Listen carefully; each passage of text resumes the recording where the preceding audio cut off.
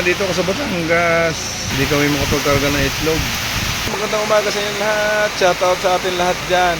Ingat po kayo. Dahil malakas ang hangin, malakas ang ulan. Ingat po yung mga malalalim na lugar dyan, lalo na sa mga baha. Yan. Malakas ang ulan.